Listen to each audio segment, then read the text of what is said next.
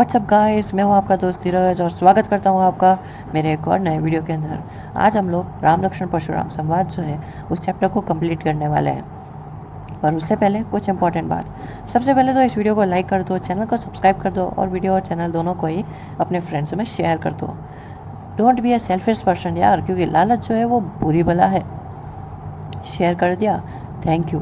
तो अब जैसा कि चैप्टर के नाम से पता चल रहा है कि इसके अंदर राम जी, लक्ष्मण जी और परशुराम जी के बीच में संवाद होता है और वो यहाँ पे संस्कृत या फिर श्लोकों के रूप में हमें प्रस्तुत किया गया है।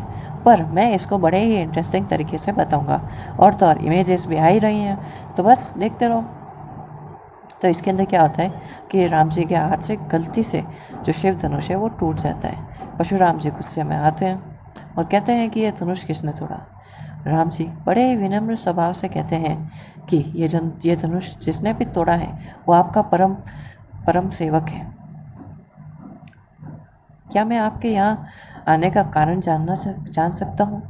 परशुराम जी और गुस्सा हो जाते हैं क्योंकि उन्हें उनके प्रश्न का उत्तर मिला नहीं।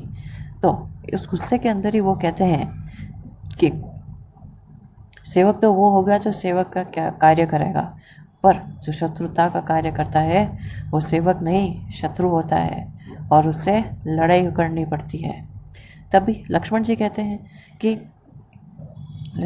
हैं कि बाल्यावस्था में हमने कई धनुष, छोटे मोटे कई तरह के कई धनुष हमने तोड़े हैं, तब तो आपने इतना क्रोध नहीं किया, तो आज आप इतना क्रोध क्यों कर रहे हैं? फिर परशुराम जी और गुस्सा हो जाते हैं। क्यों? दो पॉइंट है।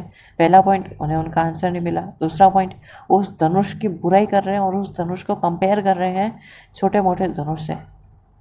और गुस्से में वो कहते हैं कि ये धनुष कोई मामूली धनुष नहीं है, ये शिव धनुष है, इतना शक्तिशाली धनुष है, तुम इस शक्ति का अनुमान भी नहीं लगा सकते।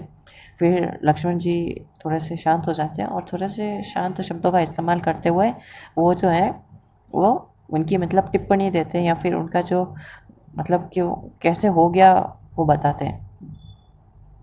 तो अब वो बताते हैं कि ये जो धनुष है ये राम जी के हाथ से गलती से टूट गया है और इस धनुष के हाथ लगाते ही वो धनुष टूट गया। तो अब इसमें श्री राम जी की कोई गलती नहीं है, आप कृपा करके आप उन्हें माफ़ कर दीजिए। तो अब परशुराम जी कहते हैं तो अब इस तो ठीक है, तो इसमें परशुराम जी और गुस्सा हो जाते हैं, मतलब हर एक पॉइंट के बाद वो और गुस्सा हो ही जा रहे हैं। तो अब गुस्सा हो जाने के बाद वो लक्ष्मण जी से बात नहीं करते, वो कहते हैं विश्वामित्र जी को कि कि कि इस बालक को समझा दो कि ये परसा, ये धनुष और मैं कितने ताकतवर हैं। हमने साथ में मिलकर इस धरती को क्षत्रियों से कई बार खाली कर चुके हैं और उसी धरती को ब्राह्मणों में दान कर चुका हूँ मैं। इसे बताओ कि मैं कितना शक्तिशाली हूँ, इसे बताओ कि मेरा क्रोध कितना है, इसे बताओ कि यह परसा कोई मामूली कुल्हाड़ा नहीं है, बताओ इसको। तो परशुराम तो अब इसमें विश्वामित्र जी बोलने वाले होते हैं, तभी लक्ष्मण जी बोलते हैं कि वीर तो वो होते हैं जो उनकी तारीफ बोलकर नहीं कर कर दिखाते हैं। पर आपने तो थोड़ा सा अपनी लैंग्वेज में, पर आपने तो आपका इंट्रो खुद ही दे दिया। और वीर कभी ऐसा नहीं करते, बल्कि ये वो करते हैं जो कायर होते हैं, जो वीरता के सामने अपनी वीरता का बखान करते हैं या फिर डिंगियाँ हांटते हैं।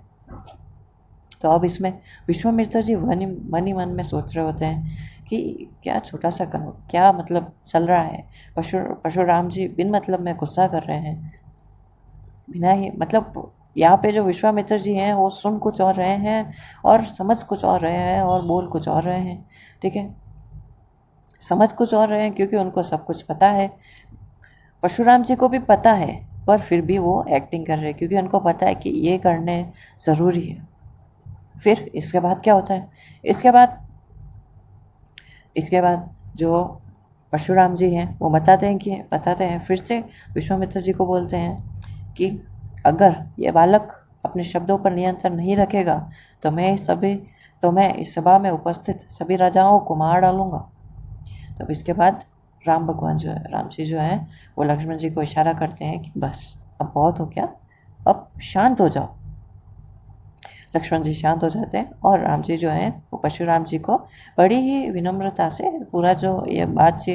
पूरा जो ये मतलब धनुष टूटा है, क्यों टूटा, कैसे टूटा, ये सब कुछ उन्हें समझाते हैं और परशुराम जी भी शांत हो जाते हैं। इस चैप्टर के अंदर संस्कृत के अंदर बहुत बड़ी बड़ी बातें लिखी हुई है। मैंने पहले रिकॉर्ड किया था ये वीडियो, पर वो बहुत ज़्यादा बड़ा हो रहा था और उसके अंदर इतना कुछ मज़ा भी नहीं आता, क्योंकि ये बातें अपन पहले भी सुन चुके हैं। सो इतना सही था ये। Thank you. अगर आपने पूरा देखा और नहीं देखा तो फिर से देख लो। Thank you so much for watching, और चैनल को सब्सक्राइब ज़रूर करना।